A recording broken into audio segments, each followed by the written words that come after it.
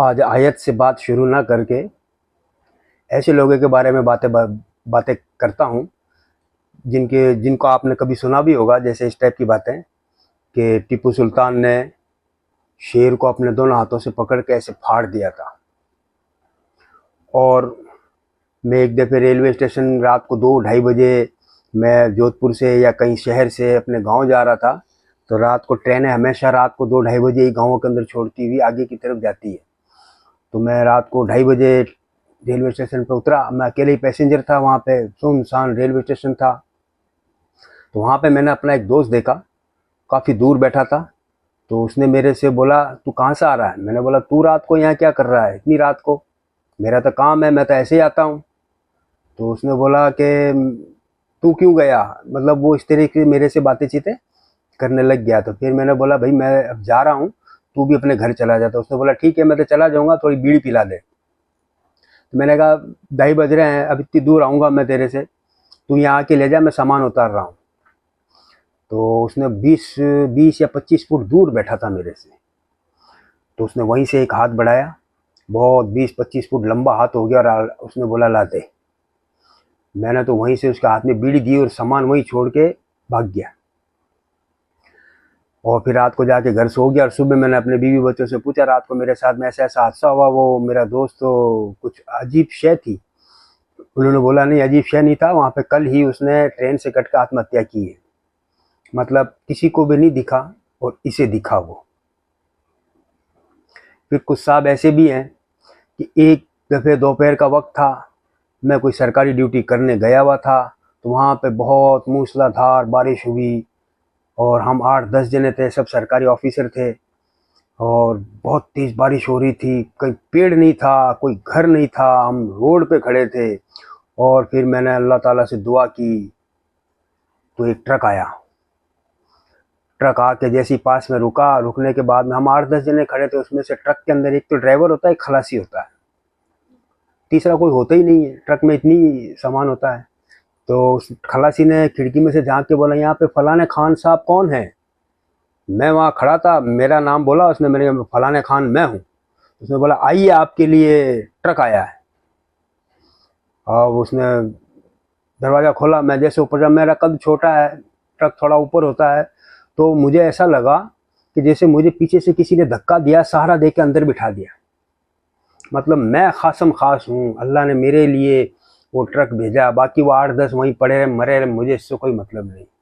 मैं नेक आदमी हूँ। मेरे लिए अल्लाह ताला ने बारिश के अंदर भीगने का भी, अल्लाह को ये भी मंजूर नहीं है कि मैं बारिश में भीगूँ। फिर कुछ साहब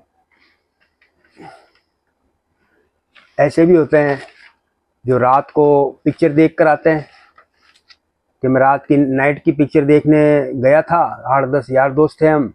तो उन सब यार दोस्तों के जैसे जैसे घर आते रहे, वो अपने अपने घर चले गए। मेरा घर सबसे लास्ट में था, क्योंकि मैं तो होता ही खास हूँ ना।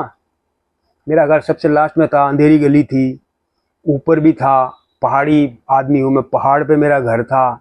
मैं वहाँ पे गया, वहाँ पे जाके देखा तो एक सफ़ेद कफन पहनी हुई एक काली सी औरत खड़ी थी। मैं उसको पहचान गया, ये कोई चुड़ैल है। तो उसने मुझे देखा, मैंने उसको देखा, और मैंने उसको बोला, आज के बाद तो यहाँ कभी नज़र नहीं आएगी, तुझे पता है मैं कौन हूँ? मेरे यहाँ बीवी बच्चे रहते हैं। और वो चुड़ैल मेरे से इतना डर गई और वो उसके बाद कभी नज़र ही नहीं आई। ऐसी बातें। फिर ये ऐसे लोग धीरे धीरे, अच्छा फिर इनके अंदर एक खासियत और भी होती है, ये मज़ारों पे और थान पे उनकी तारीफ़ें करना, उनके उनकी करामातें झूठी झूठी बखान करना। मैं गया था एक दफ़े, बाबा मिले थे मेरे को, बाबा ने मेरे को एक अंगूठी दी, उससे मेरा ये काम हो गया। मैं बाबा के यहाँ पे मैंने एक चिराग रात को देखा, मैं वहाँ रात को वहीं ठहर गया था। बाबा का जो मुजाविर होता है वो भी इनका ख़ास दोस्त ही होता है। आज रात को यहीं सो जाओ। मैं रात को मजावर तो सो गया। मैं रात भर इबादत कर रहा था, तो मैंने देखा मज़ार के ऊपर से एक लौ निकली। मतलब लौ का मतलब होता है दिया। एक लौ गई ऊपर, यहाँ से आसमान की तरफ जा रही थी। वो ये साबित कर रहा था कि मज़ार में बड़ा चमत्कार है, मज़ार सीधा अल्लाह से जुड़ा हुआ है। फिर मुझे एक ऐसे बाबा मिले जिनसे मेरी बातचीत हुई, वो मेरी ज़िंदगी बदलने वाले थे। उन्होंने मेरे को कुछ सामान दिया, बच्चा ये तो अपने गले में पहन ले, तेरा ये हो जाएगा। जो भी काम था झूठा। और फिर एकदम मुझे याद आया, बाबा ऐसी गली हमारे पास में थी, रास्ता गली बहुत लंबी थी मगर मोड़ जो था वो हमारे दोनों के पास में ही था, कि बाबा वो मुझे वो नगीना दे के या ताबीज़ का टुकड़ा दे के चले गए। मैंने बोला मैं अपनी बीवी बच्चों के लिए भी मांग लूँ। जैसे मैं गली के मोड़ पे घूमा तो वो बाबा इतनी फुट लंबी रोड पे कहीं नजर ही नहीं आया, बाबा गायब हो गए। बाबा मजार वाले बाबा ही थे जो मुझसे मिलने के लिए आए थे, बाकी किसी से नहीं मिलते हैं, वो मुझसे मिलने की, मैं खासम खासम खास हूँ। मतलब हर जगह ये या तो फूफा जी घोषित होते हैं या फिर खालू जी। मैं खालू हूँ, मैं फूफा हूँ, मैं जो बोल रहा हूँ वही राइट है। बच्चे सुनते रहते हैं, एक मिस्टीरियस मैन होते हैं, ये मिस्टीरियस मैन होते हैं और झूठ पे झूठ। फिर ये एक झाड़ फूंक का सिस्टम भी इनके यहाँ, क्योंकि लोग इन पे बातें सुनते हैं तो ये झाड़ा भी देना शुरू कर दे। कहीं किसी को बुरा हो जाता, मैं तो पहले ही जानता था, आपने मुझसे क्यों नहीं पूछा, मैं तरीका बता देता, मैं जानता हूँ, मैं तो उनके सातों गुडलिए जानता हूँ। मैंने ही ये, कोई किसी का बुरा हो जाए तो बोले इसने मेरा बुरा किया था इसलिए इसका बुरा हुआ, मैं खास हूँ। फिर झाड़ फूंक शुरू होती है। झाड़ा एक एक साइकोलॉजिकल इफेक्ट होता है झाड़े के अंदर, क्योंकि लोगों ने ये बना रखा है कि झाड़े से मैं ठीक हो जाऊंगा, तो वो झाड़ा देते लोग ठीक होते हैं। वो भी इन जैसे झूठे होते हैं, खूब तारीफें करता है बाबा का झाड़ा। फिर बाबा ताबीज देना शुरू करते हैं, बाबा का ताबीज। इनके ही चेले वो झूठे फफूंद फैला फैला के उस बाबा को, इनको कुछ आवाज़ें आने लगती है, ये उन आवाज़ों को फॉलो करते हैं, ये समझते हैं बाबा का फैज़ है। बाबा को क्या पड़ी जो तेरी आके मदद करेंगे या लोगों की मदद करेंगे, बाबा को क्या पड़ी। अगर बाबा को मदद ही करनी है, आप खुद ईमान और अपने अक्ल से सोचिए, अगर बाबा को दुनिया की खल्क़े खुदा की ये नर नारायणी दे के जो लोग बैठे हैं इन लोगों की मदद ही करनी है, तो मस्जिद के इमाम के कान में जाके क्यों नहीं कहते कि फला आदमी को ये तकलीफ़ है, मस्जिद के अंदर आइए हम ठीक करते हैं। इमाम के पास नहीं जाएंगे, वो ऐसे झूठों को ही पकड़ेंगे, क्योंकि शैतान झूठी सवारी ढूंढता है। अब ये समझते हैं हमारे पास बाबा आ रहे हैं, चादर बिछ गई, टोपी पहन ली, अब झाड़ फूंक ताबीज़ वगैरह भी करे तो फिर नमाज भी पढ़नी पड़ेगी। अब ये नमाज भी पढ़ते हैं, मस्जिदों में जाते हैं, मस्जिदों में जाते ही सबसे पहले तो इमाम के अंदर ही कमी निकालेंगे, इमाम से इनकी थोड़ी सी तकरार हो जाती है ताकि इनकी एंट्री शो हो जाए, हम आ गए हैं।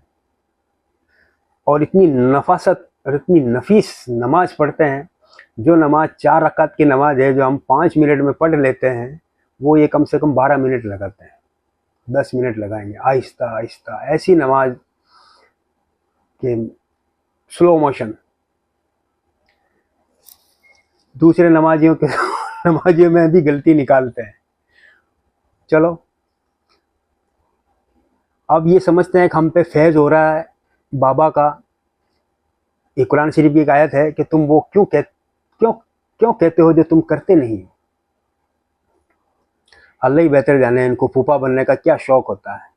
ऐसे फूफों को वो शैतान ढूंढता है जिसको ये समझते हैं कि हमारे अंदर बाबा आ रहा है, बाबा कान में कुछ बोलता है इनके, और ये लोगों के बारे में कल क्या होने वाला है या आपके पास साथ कल क्या गुजर चुका है, लॉटरी का नंबर क्या आएगा, ये सब बातें ये बताते रहते हैं। और कल क्या होने वाला है इसका तो ये झूठ ही बखानते हैं। 100 में से आप बिना कुछ किए हुए भी आप अंदाज़ा लगा के कुछ बोल दोगे, और अगर वो सही हो गया तो बोले बाबा ने सही बोला है, वरना कल की खबर तो किसी को भी नहीं है। काल किसी के बस का नहीं है, न काल न कल। अब ये इन पे आता कौन है जो ये कहते हैं कि हमारे अंदर बाबा आ रहे हैं। बाबा अगर आ रहे हैं तो मस्जिद के इमाम के पास में तो नहीं जा रहे हैं, तेरे पास में क्यों आ रहे हैं, तू बड़ा ख़ास है ना। इसके ऊपर अल शुरा एक सूरत है कुरान शरीफ की, कुरान शरीफ के पिछले पन्नों में लिखी हुई है, उसकी एक आयत नंबर है 221। उसमें इन लोगों का जिक्र है जो इन पे ये बाबे उतरते हैं। ये बाबे नहीं, शैतान होते हैं। शैतानों को पता होता है कि ये हमारे मज़ारों पे आता जाता भी है, हमारे थानों पे, और इसको बड़ी श्रद्धा भी है और ये बड़ा विश्वास करता है, तो अब इसके साथ ही चलो, दोस्त के साथ ही रहेगा। तो अल-शुरा की आयत नंबर 221 सुनिए, उसमें ये अल्लाह ताला खुद कह रहा है कि मैं बता दूं तुम्हें किन पे उतरते हैं शैतान। उतरते हैं हर झूठे बहतान लगाने वाले गुनहगार पर। अब यही है वो लोग जो झूठ पे झूठ, झूठ पे झूठ, इमामों पे बहतान, फलाने पे बहतान, इसमें गलती उसमें गलती, ये गलत नहीं, ये सब, खुद को इल्म भी नहीं आता, बड़े जाहिल होते हैं। इतना इल्म की बातें करते हैं, अपने मन मर्जी का इल्म, किताबें तो इन्होंने कभी पढ़ी भी नहीं होती है, इल्म सारा किताबों में है, और ये अपने मन का इल्म ही लोगों पे थोपते फिरते हैं। जो सुनने वाले हैं वो भी अनपढ़, वो ये समझते हैं किताब से पढ़ के सुना रहा है, और ये ऐसे नाटक करते रहते हैं। तो आपको भी अपनी ज़िंदगी के अंदर ऐसे फूफा और खालू मिले होंगे, अल्लाह बचाए। बस इतना ही कहूँगा मैं आज। जो मैंने आयत लिखी है वो ऊपर लिखी भी आ जाएगी इंशाल्लाह। अस्सलाम वालेकुम।